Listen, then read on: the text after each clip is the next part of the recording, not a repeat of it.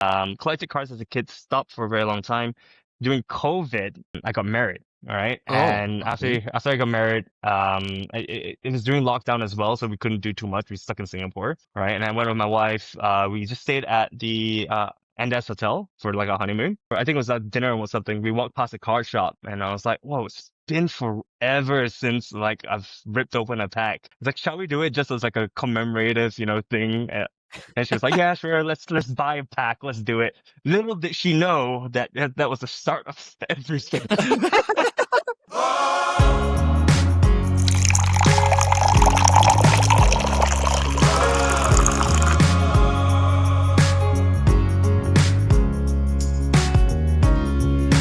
What's up, and welcome to another episode of the KopiBros show presented by Chit Chatter Podcast Network. Now today, we had the very, very fun experience of talking to Bryan Quah, who is actually a formerly ranked #1 competitive Pokemon trading card game player, also a judge and a shoutcaster for Pokemon trading card game competitions. I would have to say it was so interesting to hear like how his journey restarted. Yeah.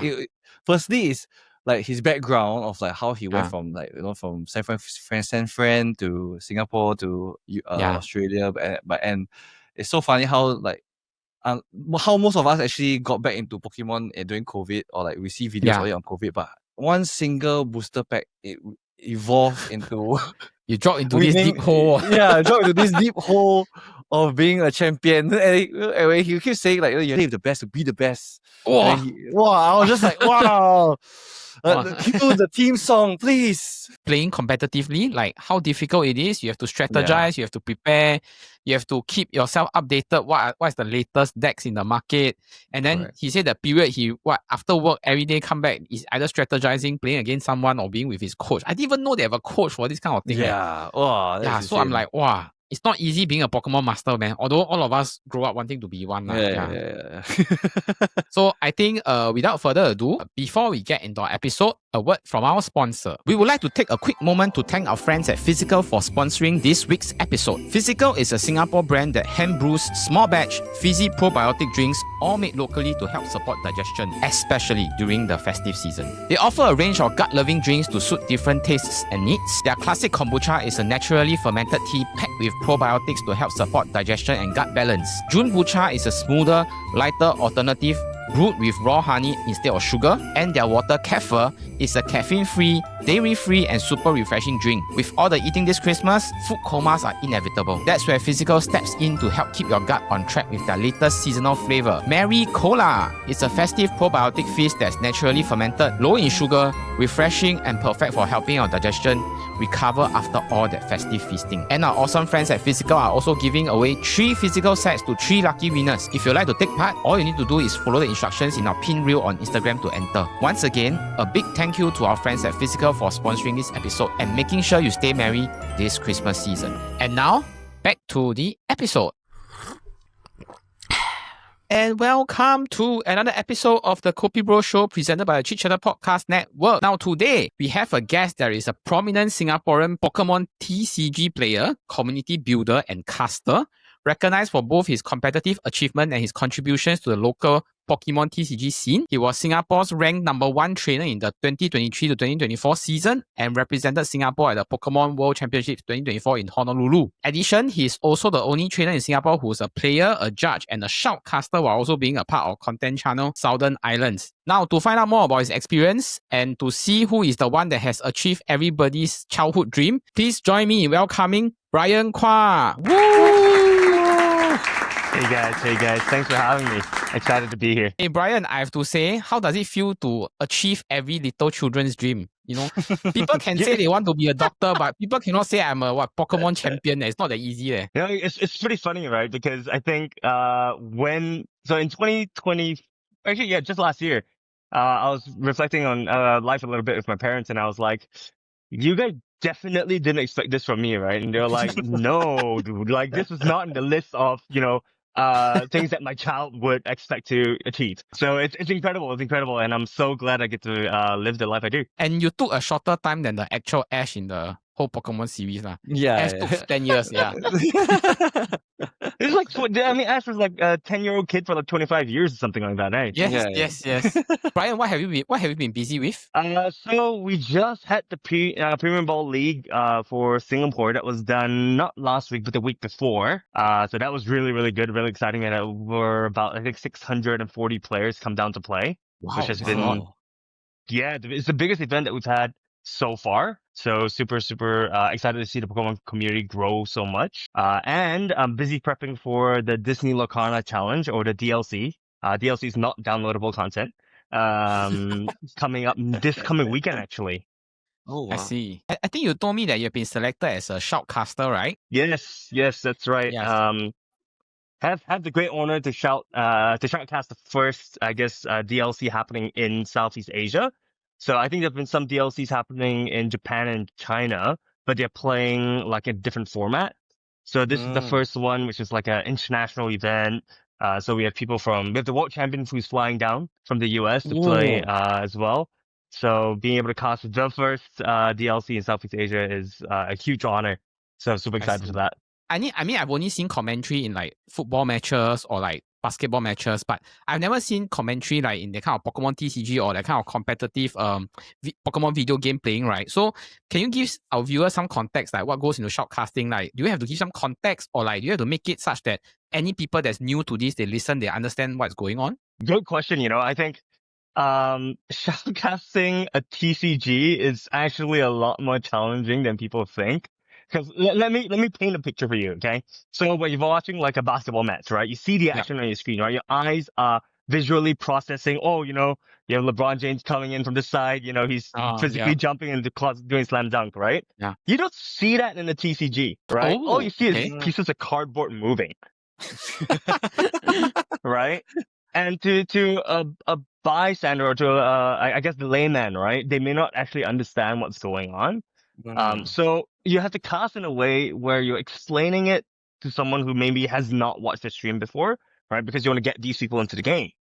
But you also need to keep it relevant and exciting for the players who actually know what's going on, right? Yeah. So you have to be like, it's just a very fine line that you have to thread across. Over the years, it's been an interesting challenge, you can say. We normally start our interview by learning about the origins of our guests. So we would like to take it all the way back to the start of your journey. So we learned that you were born in the US, grew up in Singapore, then after that you studied in Western Australia. Could you share with us about your growing up story, and like when during this period, which period did you actually start like getting into Pokemon? You guys dug really deep, eh? But yes, I was born in San Francisco. And I just remember this fact, okay, because it will be relevant later on. So I was born in San Francisco. Didn't stay there for too long. I was there for a couple of years before moving back to Singapore as a child. My parents were working there, so that's why that happened. So after that, moved back to Singapore, studied in local schools for quite a bit, and then my parents realized, hey, Bryan's a little bit too stupid to study in the local school system, because grades weren't really like making up for, weren't up to par. Right? Realize that, hey, it's this like little blue passport that could be useful. So actually apply to go to the Singapore American School, where it's a system which, my parents actually were a lot more familiar with, right? Because they were like, okay, they did the universities in the US, right? And they liked how the American education system was like. So they're like, maybe for Bryan, it could be a little bit better for him to study like in the westernized system versus like the local system, which is very much focused on books. All right. Yeah, you memorize your books. I mean, at least this is a system of the past, right? I know there have been some changes recently, but the system passes. You memorize your textbook, you go to the exam, you vomit everything out, and then you carry on, right? You get your A's, you get to a good school. You get B's or C's, you go to a lesser good school, right? So studied in SAS, finished my high school education, or my, I guess, JC education there. And then after that, went to the army, and then flew over to WA to finish university. Pokemon, though, came in very early. Right. So as mentioned, my parents traveled a lot back when I was a kid. So one of the things which my dad used to get me all the time were the little Pokemon figures. Right? Okay. It's the Right. figurines. So Yeah. they got me the figurines, but they also got me into the game itself. I think my first game that I played was Pokemon Red, I want to say. Oh, yes. Yes, That the was No, no, really no, shiny, what. blue, blue. Oh, Sorry, no, it's blue. blue. It's Red blue. or It was blue? blue. mine Yeah, was it's yellow. That was the yes. time when Game Boy Advance was the thing, man. Oh my It god, wasn't even yes. advanced, man. It was Yeah, the it was old just one. Game It Boy was the Color. Yeah, it was Yeah, Game Boy. correct. Yes, yes, Game Boy correct. Game Boy Color. Color. Yes, correct. Yes. Yes. So they got me that. They got me gold, and ever since then, Pokemon has stuck with me. So I guess you could say OG fan, right? Yes. But I think after game back then was I think Emerald. I played Emerald, and then Mm. I missed out on Black and White, and missed out on Diamond and Pearl because my parents were like, "You need to focus on studies." Typically Asian parents, right? Can't blame Yeah. them. We have to. It's part and parcel of growing up. So once I got into army, that's when you slowly start getting your NS pay, and then I got myself back into Pokemon. But the Oh. TCG though, the TCG, collected cards as a kid stopped for a very long time. During COVID, I got married. All right, Oh, and okay. after I got married, it was during lockdown as well, so we couldn't do too much. We were stuck in Singapore, right? And I went with my wife. We just stayed at the Andes Hotel for like a honeymoon. I think it was at dinner or something. We walked past a card shop, and I was like, "Whoa, it's been forever since like I've ripped open a pack." It's like, "Shall we do it just as like a commemorative, thing?" And she was like, "Yeah, sure. Let's buy a pack. Let's do it." Little did she know that was the start of everything. Oh wow, that's so I didn't know that was so recent. So Because random, COVID was yeah. just 4 or 5 years ago. Then you walk past a shop. Wow, imagine if you just walk past and your wife said, just let's not waste, because usually it's let's not waste money. You probably chuck it away. Yeah. Yeah. Then you wouldn't have started this journey. Yeah, I probably would have saved a lot of money as well, but that's beside the point. I have to say, for the record, your wife is stronger and more well versed in martial arts than you, right? Yes, she is. She is. She's a purple belt in Brazilian Jiu-Jitsu. Myself, I'm just a blue. She's definitely a lot better at Jiu-Jitsu than I am, but at least I've got some like heft, So at least that's that. I've got that going for me. So what do you do in army? Like what vocation were you in, and how do you have so much time in army that you can decide that I want to get into Pokemon? I mean, it wasn't really time, right? It's just you have NS pay, so you might as well, or rather I could pursue things which I couldn't without my own money, right? Yeah. But to directly answer your question, it's a long story, but to cut it short, driver. Okay. Can I ask, so in your first pack that you opened with your wife, right? So what was the card that you got? Oh yes, yes. Good question. Yeah. So I opened a Vivid Voltage pack. So this was the set with Pikachu. At least it was in the Sword and Shield era. I think the best card that I pulled was like a Amazing Celebi. So if you search it up, it's just a regular. It looks like a regular card, but the borders it's just like a rainbow swirl behind the Pokemon, and it's like bleeding out of the borders. So it looks kind of nice. But in reality, it was like I think $3, $4. Personally, I'm quite interested to learn about the local collector scene. I think in your case, right, you can't be a TCG player without being a collector, because the love for Pokemon stems from there.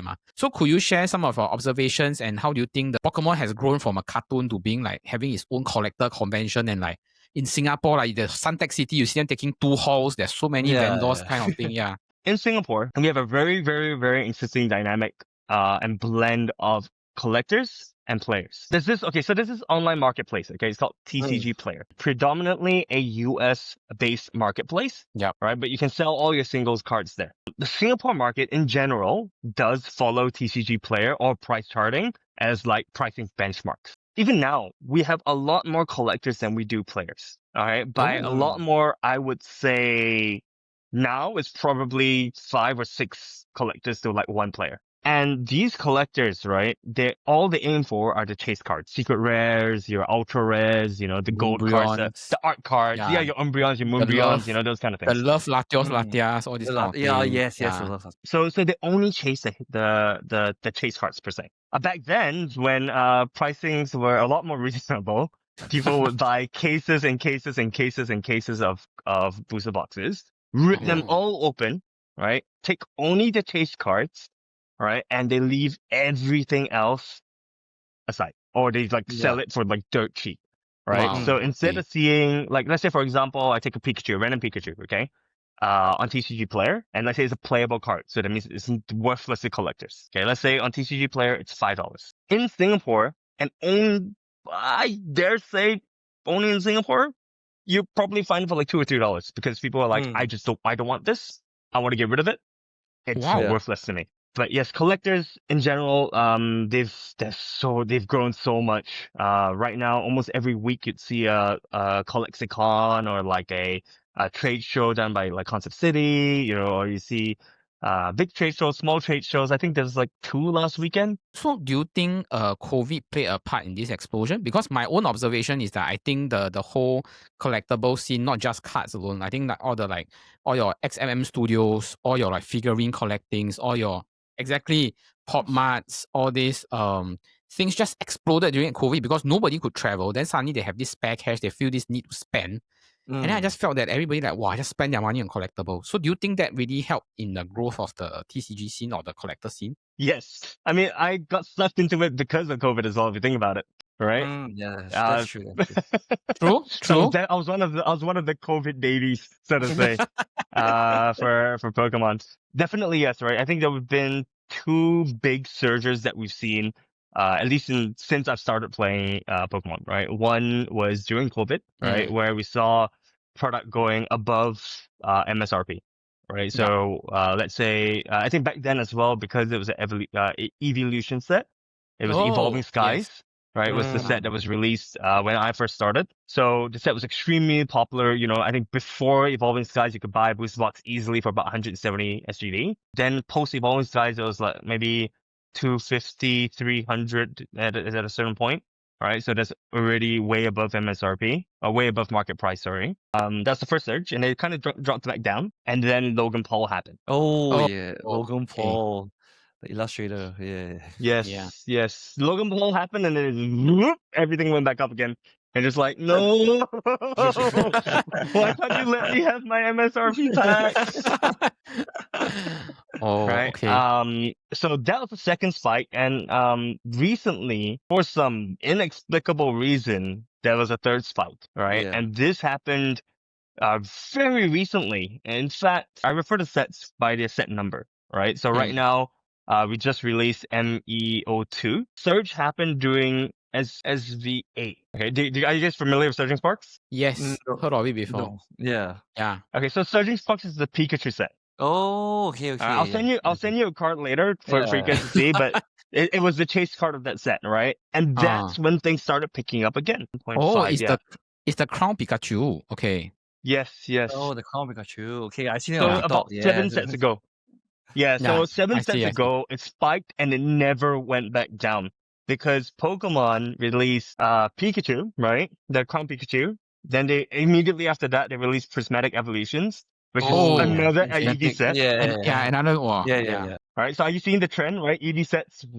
Then they released Trainer Pokemon. People who are fans of the game love the trainers, right? So that's when we saw stuff like we saw Misty Psyduck, Misty Gyarados. It's just been banger sets after banger sets after banger sets, and now we're releasing Mega Evolutions. So everything just went up. It just keeps spiking. Which makes things very sad. No, which makes collecting very expensive. I think it makes collecting very expensive. The entry point gets like, how to say, like kids. Very hard for kids to collect. You've made a really, really good point, right? I mean, just to give you some perspective, right? When I first started playing, okay, let's ignore the spike, okay? Ignore the spike. I could get booster boxes for about $170. Easy. Okay? Maybe even cheaper. Now, if I'm trying to get a booster box on release, right, I'm looking at paying about $400. Oh my gosh, that's a very big difference. Madness. And it's for boxes, it's not confirmed got like inside one. This is mad. My buy set is usually very, very fixed, right? I'll get 1 case of booster boxes, 1 ETB, 1 set of sleeve boosters, and blister packs. So the set blisters. So it's 1 full set of everything, basically. All right? Wow. That was back then when I could afford it. Now it's dropped down to 1 or 2 booster boxes a set, 1 ETD, 1 blister set. Things have changed. Deep question. Yeah. Like, what do you think drive most Singaporean collectors? Do they focus on nostalgia? Is it an investment? Is it the thrill of opening pack, or they just like the community of it? There's so many collectors nowadays, man. I think everyone has their own reasons of doing it. I know a lot of people are now into poke investing, as they like to say. Oh. You know, Yes, so yes. they buy, they either buy the PSA 10s of every card that they think will, you know, spike, or they buy sealed products and they keep the sealed products in their houses. But I also know of people. Well, I guess you could say, like, for myself, right? I like all the art rare cards. Right, so I will keep one of every art rare card. And these, back then, when I started collecting, it was a lot more affordable. Now I still do it. It's just costing me a lot more money to get it. But so I've got every single art rare card, I think, from the trainer gallery set. So that's my personal reason, because I like the art, right? And the art itself looks absolutely gorgeous. And Pokemon has been upping their game as well. So yeah, so that's my personal reason. But like I said, I know a lot of other people who chase it for the money, chase it for the thrill as well. And because there's so many collectors nowadays, I don't think there's one driving reason per se. And people just collect from their personal reasons. At this current season, what is the most sought after or valuable Pokemon cards among the Singapore collectors right now? It has to probably be the Megazord. At least that's the most recent one, right? The Mega Charizard XEX. The one with the Charmander inside the frame as well, right? Yeah, it's actually got all three of them, so it's not just Charmander. Charmander, Charmeleon, then after it's the black Charizard color as well, actually, and then it's the black color one. So you've got the full stage. Oh, the full four, yeah. Wow. Yeah. So I realized that this is what they've started doing, at least for Mega Evolution 1 and Mega Evolution 2. ME1, they did it with Gardevoir. So there's also a secret rare card with like Ralts, Curlia, Gardevoir, and Mega Gardevoir as well. Oh, wow. Yeah, so I believe Zard is the main chase. I mean, every basic person likes Zard. Yeah. Zard is the money maker for Pokemon, right? So that's probably the biggest chase at this point in time. But everyone seems to be going for Bubble Mew as well. Like there's this blue color shiny Mew. Yeah. Thing spiked like crazy like 2 months ago, man. A lot of it contributed to like TikTok, because I see TikTok.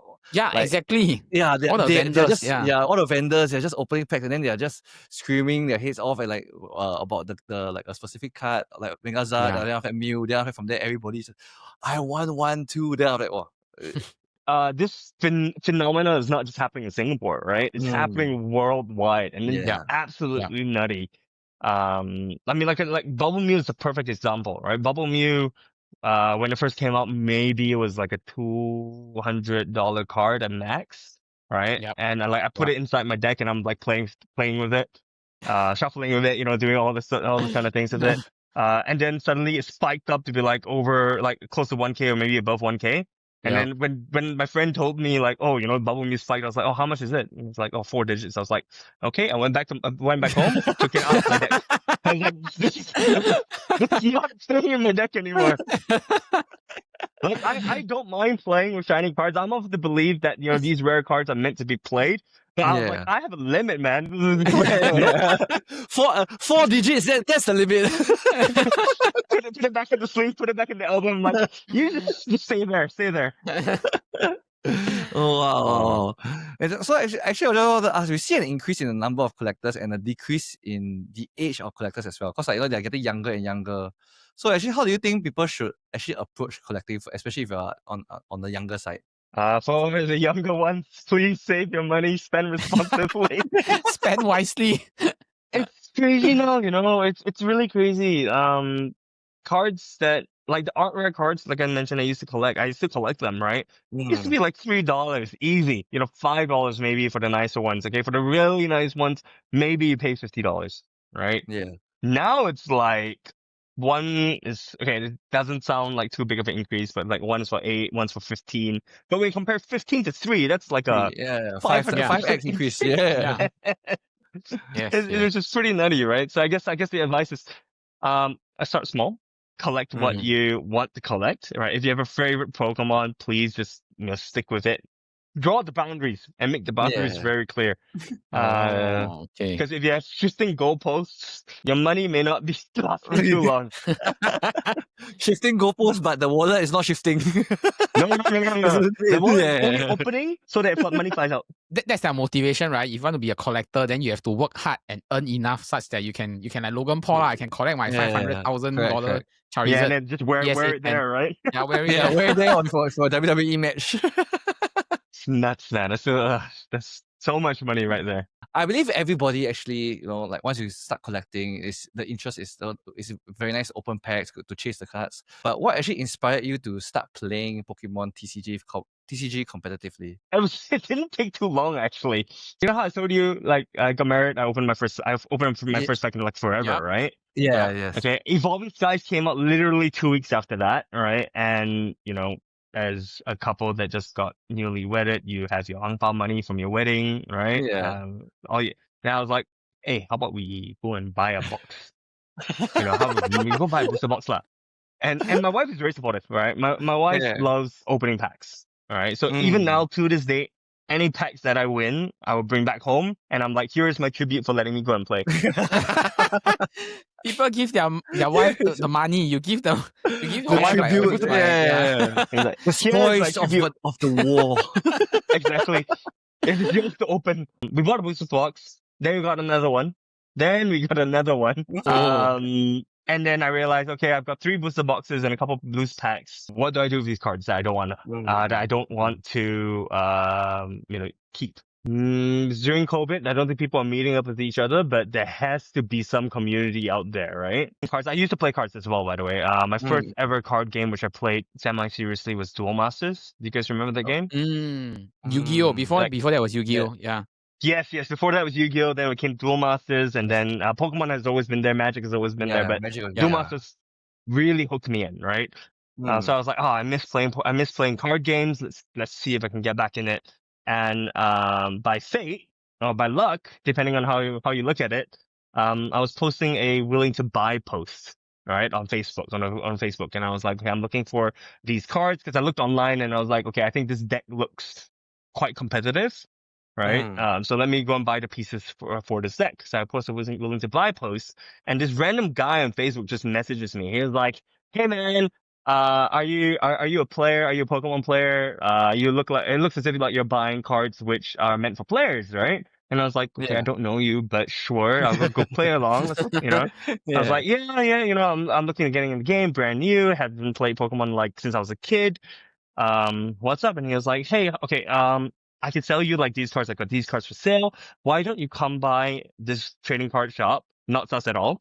And doing our casuals, and I can teach you how to play the game. Lo and behold, this guy is my current partner for casting, and my current the guy who founded the Southern Islands as well. Oh, okay. Wow. Yeah, one of my best friends at this point. His name's Nicholas. So shout out to him, Nicholas, if you're watching this. He's the guy who really kind of catapulted, I guess, my Pokemon career, I guess you could say.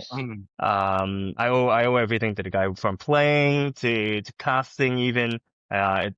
He's the origin story. He's the OG. What drives me though is seeing all these players, because the shop that I ended up going to, the shop's name is Goodness Gracious Games. I dare say that it's the best shop in Singapore for competitive players, right? We've probably produced the most results. Recently, just yesterday, we had a Japanese kid. Okay, when he started playing Pokemon, he was living in Singapore. His dad was working here at that point in time. 2 years ago, we moved to Malaysia. He just won the Latin America International Championships yesterday night. Oh, wow. And to give you an idea of how big this tournament is, right, it had 7 for the juniors division, right? Juniors division is like, I think, 11 and under, okay, or 12 and under, was 7,000 USD. I just checked his competitors profile online. Just in 2025, won 29K US. Wow. What a career to feed the collecting. Wow. That is, a lot of booster boxes, man. Yeah. No, I mean, the joke was the father, and we're very close with the father as well. Yuki was funding his trips initially. Now it's the other way around. Wow, I would Yeah. love Wow. for my son to do that when he grows old as well. Wow. It's time for you to pay back some of the money. Yeah. Yeah, exactly. Like some of us, we're already like, working adults, we're contributing a little bit to our parents. This kid at like 9 years old is like, don't worry, Dad, I've got your flight. Yeah. Blows my mind. But yes, this kid was, trained up in goodness gracious games. Recently we had the Premier Ball League. The top 2 players, were from goodness gracious games as well. Oh, The top 4 wow. players, 3 out of the 4 of them were from GGG. So easily the best shop and the most competitive shop, for Pokemon at least, in Singapore. Yeah. And I owe everything to them, right? So seeing these guys go and compete the Worlds, I wanted to compete the Worlds as well, right? Because Iron Sharper's Eye and all that kind of stuff. So went to Yokohama for the 2023 World Championships, to support some of my friends at that point in time. I was the pom-pom, the cheerleader, right? Yeah. Went there once and I was like, wow, Worlds is such an amazing experience to go to. I want to, get here next year. And I want to get here 1 year, one time at least, I want to make it there one time. The very next year I made it and I was like, okay, what do I do now? Yeah, during your journey, right, what was the defining moments, right, as you rose through the ranks in especially Singapore Pokemon TCG? Was this one of the defining moments, and do you have others? I mean, that was definitely one of them. I mean, meeting Nick was one of them. Going to Yokohama was one of them. Really kind of it really lit the fire, I think, beneath me, at least for Yokohama, because I was like, I really want to compete against the best. I'm already playing with the best in Singapore. I want to play with the best in the world. Key point after that was that there was a regionals in Singapore, the Singapore regional. So that means only Singaporeans can play in that. I think that would have to be November of 23. I went in that tournament with no expectations. In fact, I lost my first match. And I was like, I'm done. I lost my first match. My resistance is cooked. There is no way I can come back from this, right? So my my brain was already like elsewhere. I was like, okay, what do I have for lunch after this? Ended up winning every single match after that. Ooh. So I went 7, I think it was 8-round Swiss if I recall. So I went 7-1. Right? So my first game that I lost was the only loss I had. Then I went to day 2 and I was like, already at that point, I was like, guys, I made it to day 2. We're good. I was like, mission accomplished. This is the high of my Pokemon career. Right? Then I went, it was a top 32 cut. Right? So what that means is after first day of Swiss rounds, the top 32 players who get to play in day 2, and where you go single elimination. Or is it top 16? Maybe it's top 16. Sorry, top 16 at that point. No, I got into top 8. I got into top 4. And I was like, wow. Wait. This is getting serious? Yeah, like, what's happening, guys? And then I got to the finals and I was like, oh my gosh. Okay, I may actually be good at this game, guys. I may actually be good at this game. I think I did lose that finals. But still getting second place, and I think the first tournament of that season was huge for me. Right? Because it not only gave me a huge confidence boost, it also gave me a huge boost in points. Okay, so how the Pokemon season works, how you can qualify for Worlds, there are 2 paths. The first path is by collecting number of points. All right, you get these points from officially sanctioned, I guess, competitions in Singapore, right? And if you end up top X, so it changes year on year, right? So top number of players in the leaderboard, you get your ticket to the World Championships. If you win, at that point in time, we called it Nationals. Now it's called either the Premier Ball League or the Master Ball League. If you win or get second place as a Masters, you also get your ticket to the World Championships. Oh, okay. Oh. Right? So by getting second in the regionals back then, I had like 1,000 points. And that year, you needed about 2,500 points for you to get into the Worlds. Right? And my year was really top close, 4 only. Yeah, so exactly. So once again, it sounds a bit sounds a bit long-winded, but the full story is you win that, you're already halfway there. Or rather, at that point in time, then I was like, okay, maybe I should take things a little bit more seriously. So I actually ended up employing a coach. Oh. Wow. Yes, so the coach is Singaporean. His name is Clifton Go. He is one of the best players in Singapore. He stopped playing already, but he's moved on completely into the coaching role. And he is actually known internationally by the Pokemon community as well. So most of the Wow. top players know this guy. Yeah, he's sitting in our country. Not many people know him. But yeah, so I started working with Clifton, and that really was, I guess, and that lit another fuse as well, you know. So studying with Clifton and just understanding, I guess, the basics of Pokemon, and just it opened my eyes a lot. Yeah, so I owe Clifton a lot as well, and yeah, contributed a lot to my career, my world's career, I guess, back then.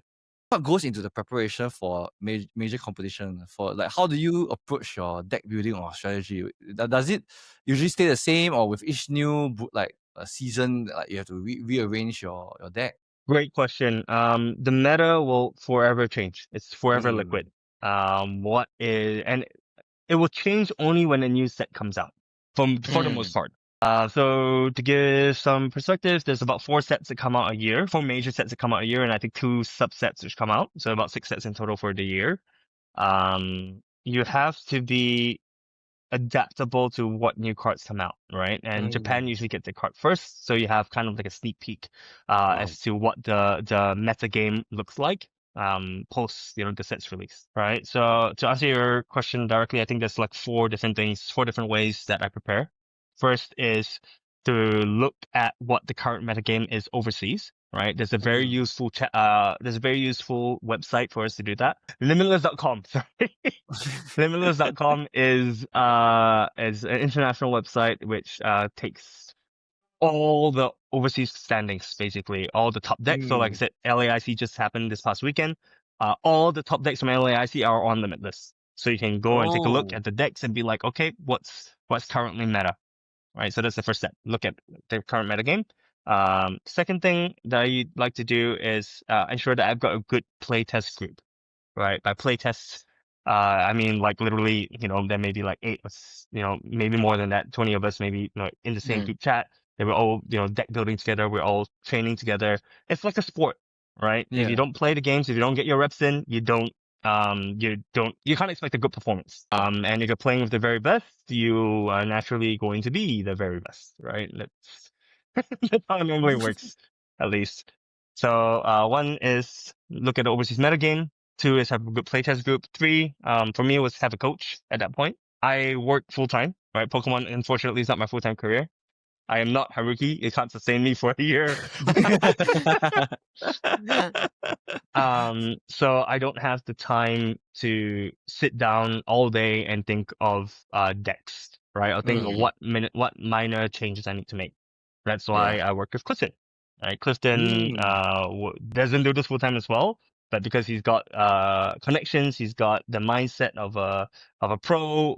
He's able to break down everything for me, distill all the information into bite-sized chunks. So when I do work with him in that 2-3 hour sessions every once or twice a week, he would just impart to me, this is what you need to do, right? And the 4th thing is similar to the second thing, just a lot of playing, right?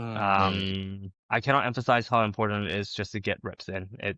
It's so important for you to understand not only your own deck but also the other decks out there. Right, so you may be comfortable. Let's say, for example, you may be comfortable with a Charizard deck, right? That Charizard deck is currently one of the top 3 decks in the format, for example. But I need to know what number 2 and number 3 does in order for me to understand how that deck functions, so I can dismantle it when I'm playing the game. I see. Wow. Okay, so it really feels like it really. There's a lot of thought that goes. It's a lot more skill and deck building rather than luck, actually, right? Yeah. I'm gonna stand up. So. One of our catchphrases is luck is a skill. Oh. Right. That's so we printed a lot of these shirts, and a lot of the guys like it because it's so true. There's a skill element in it, but definitely luck has to be involved. Every trading card game, there has to be an element of luck. So you can prepare as much as you can for it before the tournament, but on the day itself, if you draw like say for example a Pikachu and 6 energy cards, you can't do nothing, man. You just attach energy, toss, But without the preparation, when you don't brick, you don't know what to do. Right? Yeah. You are one of the very few that not only does a judge, but a shoutcaster as well. So what is it about the role that excites you? And then what do you think are the differences between the 2 roles? Judging for me,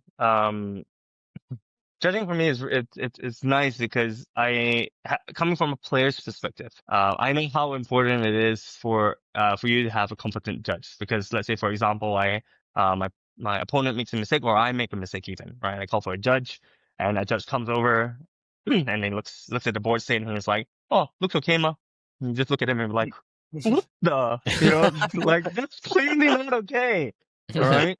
So, or, if the judge comes over and gives like the wrong ruling, right? And you're like, no, I'm like, I think I should know this, right? But because he's the judge, you have to follow the ruling, right? So that's why very quickly, after I got into Worlds, actually right before I got into Worlds, I was like, I'm going to do the judge test, right? I'm going to do the judge test. I'm going to ensure that we have a solid community of judges. Not that anyone not that anyone wasn't doing a good job, but I wanted to join because I want to ensure that someone is doing a good job. You know what I mean? Yeah. And I've been working with the judges now for about a year and a half now. Really, changed my perspective a little bit in terms of why some of the rulings are given in such a way. Sometimes it's really, part of the Bopian Act. You have to follow the rulings this way because, TTC, the Pokemon company, has said it this way, something like that. Yeah, that's what excites me, I guess, being able to ensure that the community is judged fairly. And then casting is a whole another thing, right? I think in Singapore, at least for Pokemon casters, there are probably 4 of us who have done it before. Only. Six of us who have done it before. Out of which 2 of us have done it multiple times only. I don't think anyone else has done it more than once. I mean, as you can tell, I'm a natural yapper, right? So I like have the gift of the gab, as you can say. The gift of the gap. I mean, I love talking about the game. I love breaking down, the players' mindsets and explaining it to, the online audience.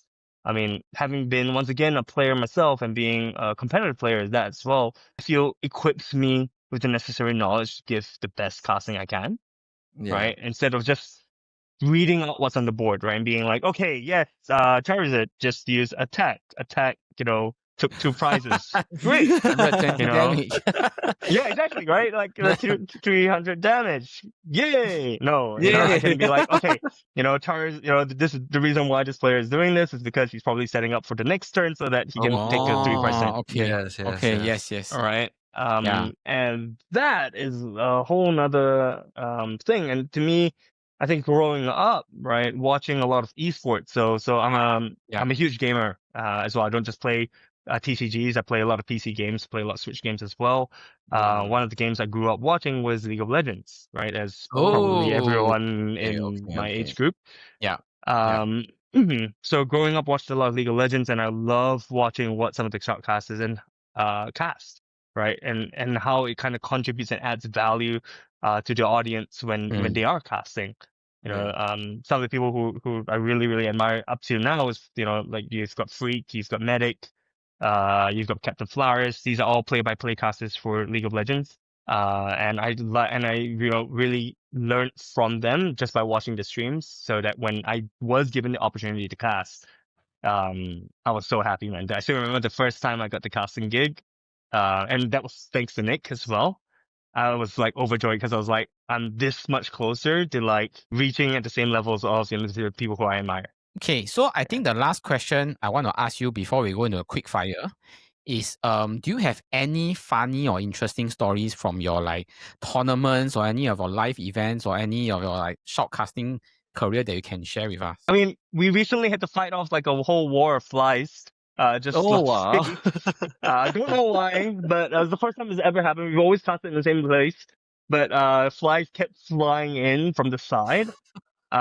So you can't see it from the camera because flies are tiny, right? Yeah. But and thankfully, when we are casting, usually our faces aren't shown. Nick and I were sitting next to each other, and we were basically like, watching it speaking a mic, right? So we're just like, I hope that wasn't, recorded or like, and it wasn't like the fast flies, it was like fruit flies as well, which made it slightly less annoying because it could kill them, but just they came in such sheer numbers, it was crazy, man. But I have to say, actually, hearing you share about like your like your journey, right? Especially just now when you said that you have to play with the best to be the best. You know, like throughout the entire time, I keep hearing the I want to be the very best. Yeah, correct. Song at the background. the theme song. I'm like, wow, this is like the Pokemon master journey. Yeah, you shared just now that you came in second, right? Then, but following year you were actually the Singapore Regional League champion, right? It was that year actually. So it was that year. Our season basically starts our season typically starts in September or October, right? And it'll go all the way till next year's June. We have like a weird calendar year, right? So that first regional was the first regional of that year. Oh, okay. At that point, there were 3 regionals that happened in a span of a year. So first regionals I got second. Second regionals didn't do. I think I scored some points, but that wasn't like relevant. Then the third round, the third regionals, that's when I got first. Right, and at that point in time, I knew I had secured my World's invite. Yeah, wow. Yeah. Right. So that's the one where you went to the Worlds the year before. Then the next year you're there already. Oh wow, that's amazing. Oh, yeah. So so that year, that regionals was amazing because I had prepped so much at that point in time. Really, like, it was work, came back home, Clifton was waiting for me, going all the way. If it wasn't Clifton, it was another person that was waiting for me to play test 1-on-1, 2-on-2 sessions. If I wasn't playtesting that day, it was on a call either with Clifton or with another one of my friends or teammates, and be like, is this the right deck? Is this the right 60? Am I like messing up? Is it looking good? And at that point in time, I also just did a surgery. Oh wow! So it was like I was like bleeding all the time. I was like, somebody help me! But it was very, very intense. It was really, really, really, really good. And the feeling of making it, or rather winning that regionals, is completely ecstatic, right? I still remember very clearly how I won as well. It was, I even made a misplay, and then I was like, oh no, is it over? This is it over? And then my opponent made a misplay, and I was like, it's not over. I'm good. I'm good. I mean, I can't visibly show it, so the whole time I was just like, Oh, yeah, so hide inside. Yeah. He did the wrong move, and I'm like, I was in such a lead of points, right? During nationals, which is the biggest tournament of the year. It was pretty funny because I knew, okay, if I had gotten top 64, there is 0 chance, right? There was like a 5% chance where I wouldn't have made it to Worlds if like a specific permutation happened in terms of like the players below who actually like won, right? Yeah. But once I got to top 16, I knew there was a 0%. Sorry, top 64, I knew there was a 0% chance of me losing out. Got to top 64, got to top 32, and then made it to top 16, which is the day 2 cutoff. Funnily enough, I guess this is your funny story. I actually was booked in for casting day 2. So I made it to day 2, and so I told the organizers, I'm sorry guys, I'm gonna drop out of day 2, and they look at me, the heck? Like, why do you drop out? And then they realize, oh wait, you have to cast it for tomorrow. Okay, you can drop out. They made the rule where casters are no longer allowed to play day 1. Oh, okay. Understand. Just because they were afraid. They were afraid so the same thing happening again. Exactly. And they were afraid that, the caster wouldn't want to cast anymore. And choose to end up playing. But they'll be down a caster. They'll be down 1, and they can't find one replacement like immediately after that. So so immediately after that they put in that rule. So I apologize to all the other Singaporean, Malaysian, and Philippines casters. That is my fault. I take the blame for that. So we'll now move on to the final quick-fire questions. Who is your favorite Pokemon? Can I name 3? Sure. Top 3. All right. Scizor, Gengar, and Eevee. Oh, okay. That's nice. Favorite deck to use in the TCG competitions? Ever? Super Tina is what we used to call it. Lost Zone, Giratina. Who will be your dream guest to collaborate with as a shoutcaster? Non-Pokemon related would be Captain Flowers. Pokemon related would probably be, oh my god, think think. Juancho. Juancho, he's part-time wizard, so Philippines caster. So that may actually happen soon. But we'll just leave it there. Yeah. I'll just leave it there. I'll leave it there. Which Pokemon do you feel is an overhyped card for the collector's market? Charizard. I love the Charizard is actually that hype. Who is the most overrated Pokemon in the TCG? Not for collecting, but for in the Playing, TCG. right? I know what my friend would want me to answer, but I disagree. Brimstone is a fake deck. But there's also the deck that Haruki won with, so I can't say anything. There isn't any lousy cards. Yeah, I mean, realistically speaking, like it's the reason. Sorry, there's a reason why the decks are in the meta game, right? Yeah. The next question is, what's your current Grail card, like Holy Grail card you wish to own? Oh, I wish to own. I thought you meant that I own. I'm fortunate enough to have collected, I think, most of the cards which I've been chasing. Oh. So I'm quite lucky because I don't chase like older cards. I only chase like the newer cards. And those are pretty readily available in market. So I guess the only thing which I don't currently have right now, which I need, is the black white rarity Reshiram. Oh, that one is damn nice. Okay, I know what you're talking about. Yeah. I've got the black Zekrom and I've got the red Victini, but I don't have the white Reshiram, so I need that. The most unexpected place you found a Pokemon card? In my parents-in-law's neighbor's bunch of random stuff. He's a bit of a hoarder. But there was once we walked past. I looked down and I was, wait, what? There's just a stack of Pokemon cards there. I'm like, he doesn't need this, right? No, I didn't take it. I just left it there. And the last one is, what snack do you bring to tournaments or the collecting events? What snack? If I had a choice, dried mandarin oranges. Oh, that's so specific. Specifically from Family Mart. Okay. Wow. Came back from Japan and I literally bought a fifth of a suitcase worth of that. Probably. Wow.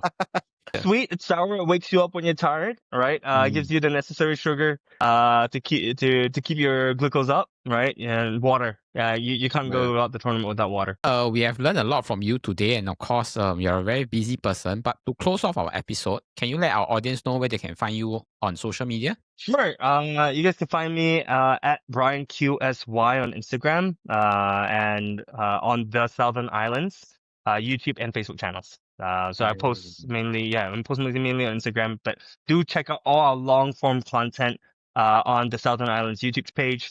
We post a lot about Pokemon. Pokemon is the main thing that we do, but we also post Lorcana content and we also post Gundam content as well. So if you're getting into either GCG or Lorcana, this is the perfect place for you. We post gameplay, we post tips, we post tricks, everything. And of course, as you guys have mentioned, we do a podcast that we post once every 2 weeks as well. Okay. Thank you, Bryan, for your time, and wishing you all the best for your future tournaments.